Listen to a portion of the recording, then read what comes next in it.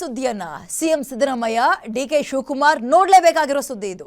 ಚುನಾವಣೆಯಲ್ಲಿ ಗೆಲ್ಲಿಸಿ ಆರೋಪಿಗಳನ್ನ ಬಿಡುಗಡೆ ಮಾಡಿಸ್ತೀನಿ ಭರವಸೆಯಂತೆ ಜಾಮೀನನ್ನ ಕೊಡಿಸಿದ್ರ? ಹಾಗಾದ್ರೆ ಕಾಂಗ್ರೆಸ್ನ ಹಾಲಿ ಶಾಸಕ ಕೊಲೆಗೆ ಸಂಚು ಮಾಡಿದವರ ಪರವಾಗಿ ಕಾಂಗ್ರೆಸ್ ನಾಯಕರು ನಿಲ್ತಾ ಇದ್ದಾರಾ? ಡಿಕೆ ಶಿವಕುಮಾರ್ ಮತ್ತು ಸಿದ್ದರಾಮಯ್ಯ ಹಾಗೆ ಕಾಂಗ್ರೆಸ್ನವರು ಈ ಸುದ್ದಿಯನ್ನ ನೋಡಲೇಬೇಕು.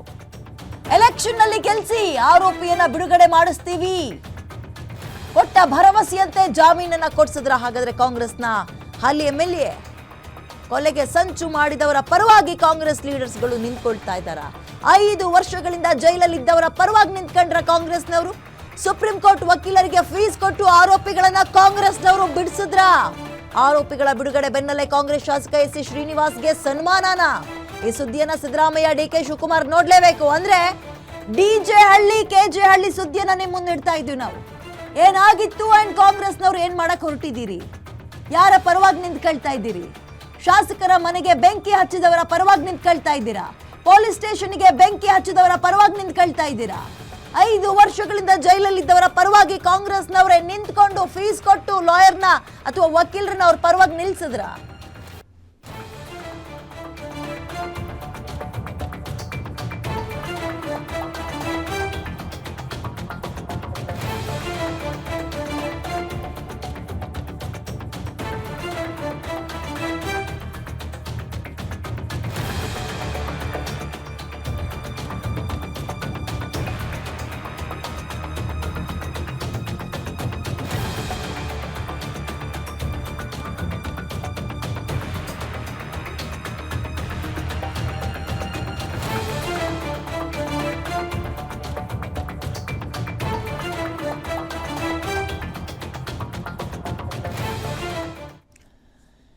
ಕೆಜೆ ಹಳ್ಳಿ ಮತ್ತು ಡಿಜೆ ಹಳ್ಳಿ ಪೊಲೀಸ್ ಠಾಣೆಗೆ ಬೆಂಕಿ ಹಚ್ಚಿದ ಪ್ರಕರಣಕ್ಕೆ ಸಂಬಂಧಪಟ್ಟಂತೆ ಮೇಜರ್ ಡೆವಲಪ್ಮೆಂಟ್ ಆಗ್ತಾ ಇದೆ.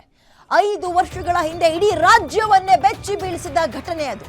ಶಾಸಕ ಅಖಂಡ ಶ್ರೀನಿವಾಸ್ ಮನೆಗೆ ಬೆಂಕಿ ಹಾಕಿದ ಪ್ರಕರಣ ಅದು. 2 ಪ್ರಮುಖ ಆರೋಪಿಗಳಿಗೆ ಇದೀಗ ಬೇಲ್ ಮಂಜೂರಾಗಿದೆ. ಬೇಲ್ ಸಿಗೋಕೆ ಶಾಸಕರ ಕೈವಾಡ ಇದೆ ಅನ್ನೋ ಸುದ್ದಿ ಹೊರಗೆ ಬರ್ತಾ ಇದ್ದು, ಮುಸ್ಲಿಂ ಮುಖಂಡರ ಈ ಮಾಹಿತಿಯನ್ನ ಹಂಚಿಕೊಳ್ತಾ ಇದ್ದಾರೆ. ಶಾಸಕ ಎಸ್ ಶ್ರೀನಿವಾಸ್ ನೆರವಿನಿಂದಲೇ ಆರೋಪಿಗಳು ಹೊರಗೆ ಬಂದ್ರ? ಸುಪ್ರೀಂ ಕೋರ್ಟ್ ನಲ್ಲಿ ಆರೋಪಿಗಳಿಗೆ ಜಾಮೀನು ಮಂಜೂರಾಗಿದೆ. ಜಾಮೀನು ಮಂಜೂರು ಬೆನ್ನಲ್ಲೇ ಶಾಸಕ ಎಸ್ ಶ್ರೀನಿವಾಸ್ಗೆ ಸನ್ಮಾನ ಮಾಡ್ತಾ ಇದ್ದಾರೆ. ಶ್ರೀನಿವಾಸ್ ಅವ್ರನ್ನ ಮುಸ್ಲಿಂ ಮುಖಂಡರು ಭೇಟಿಯಾಗಿ ಸನ್ಮಾನ ಮಾಡ್ತಾ ಇದ್ದಾರೆ. ಮೌಲ್ವಿಗಳ ಸಮೇತ ಶಾಸಕರನ್ನ ಭೇಟಿ ಮಾಡಿದ್ದಾರೆ. ಸ್ವೀಟ್ ತಿನ್ನಿಸಿ ಸಂಭ್ರಮವನ್ನ ಹರ್ಷವನ್ನ ವ್ಯಕ್ತಪಡಿಸ್ತಾ ಇದ್ದಾರೆ. 2023ರ ವಿಧಾನಸಭಾ ಚುನಾವಣೆ ಪ್ರಚಾರದ ವೇಳೆ ಭರವಸೆಯನ್ನ ಶಾಸಕರು ಕೊಟ್ಟಿದ್ರಂತೆ, ನನ್ನನ್ನು ಗೆಲ್ಲಿಸಿ ಈಗ ಒಳಗಿರೋ ಆರೋಪಿಗಳನ್ನ ಹೊರಗೆ ಬಿಡಿಸ್ತೀನಿ ಅಂತ. ಮುಸ್ಲಿಂ ಮುಖಂಡರುಗಳು ನೀವೇನ್ ಮೆಸೇಜ್ ಪಾಸ್ ಮಾಡ್ತಾ ಇದ್ದೀರಿ? ಅಂಡ್ ಎಂಎಲ್ಎ ನಿಮಗೇನಾಗಿದೆ? ಮೊದಲೇ ಕಾಂಗ್ರೆಸ್ ಪಕ್ಷದ ಮೇಲೆ ಕೇಳಬರೋ ಆರೋಪ ಏನು?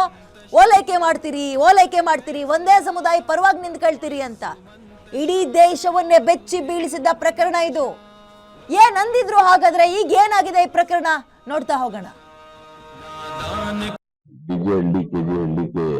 नौजवान आज तक जो कैद में थे, उनमें से 2 नौजवानों को अल्लाह के फजल करम से बेल मिली।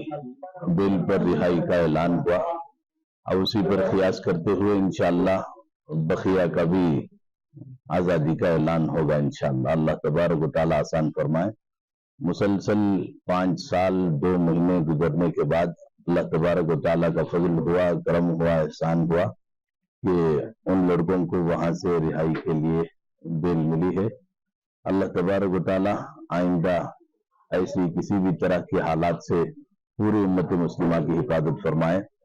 अब इन मेहनतों और कोशिशों में उलमाए किराम, सियासी अहबाब, वकलाए इज़ाम ने बहुत मेहनतें की हैं और अल्लाह तबारक व तआला सबकी नीयतों को जानते हैं। जहां जहां जिसकी नीयतें दुरुस्त थी, अल्लाह तबारक व तआला उन सबको उसका मुकम्मल अजर अता फरमाएंगे। अब जिनकी नीयतें दुरुस्त नहीं थी वो तो अल्लाह ही जानते हैं। अल्लाह तबारक व तआला हर महाज में अल्लाह को राजी करने और मखलूक की खिदमत करने की नीयत से हम सबको काम करने की तौफीक अता फरमाए। अस्सलामु अलैकुम व रहमतुल्लाह। डीजेएलडी केजेएलडी के नौजवान आज तक जो कैद में थे, उनमें से 2 नौजवानों को अल्लाह के फजल करम से बेल मिली। बेल पर रिहाई का ऐलान हुआ।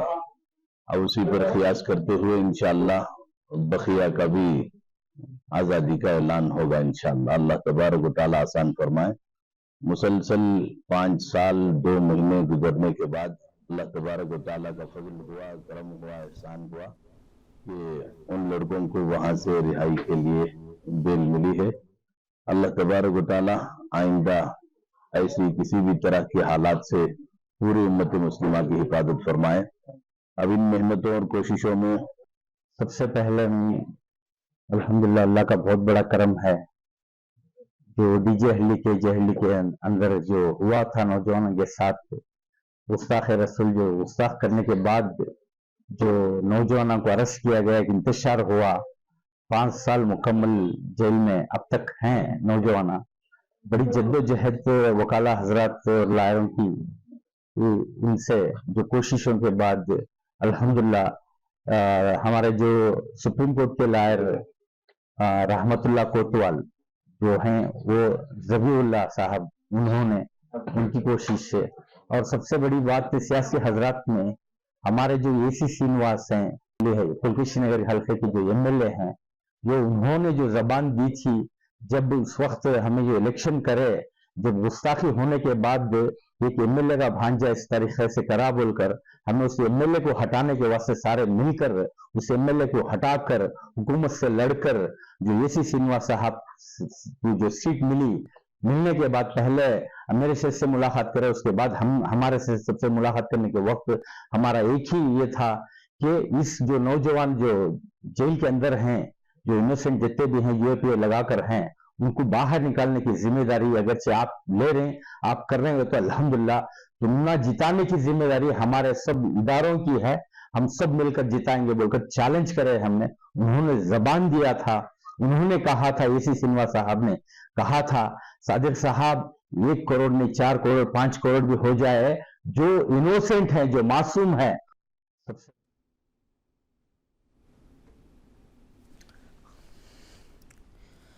ಮೋರ್ ಡೀಟೇಲ್ಸ್ ನನ್ನ ಕಲೀಗ್ ಮಾರುತಿ ನೀಡ್ತಾರೆ ಇದ್ರ ಬಗ್ಗೆ ಹೆಚ್ಚಿನ ಮಾಹಿತಿಯನ್ನ. ಮಾರುತಿ, ಹೋಗಿ ಬಂದು ಕಾಂಗ್ರೆಸ್ ಸರ್ಕಾರದ ಮೇಲೆ ಒಂದೇ ಸಮುದಾಯದ ಪರವಾಗಿ ನಿಂತ್ಕೊಳ್ತೀರಿ, ಅವರ ಓಲೈಕೆ ಮಾಡ್ತೀರಿ ಎನ್ನುವ ಬಹಳ ದೊಡ್ಡ ಗಂಭೀರ ಆರೋಪ ಇದೆ.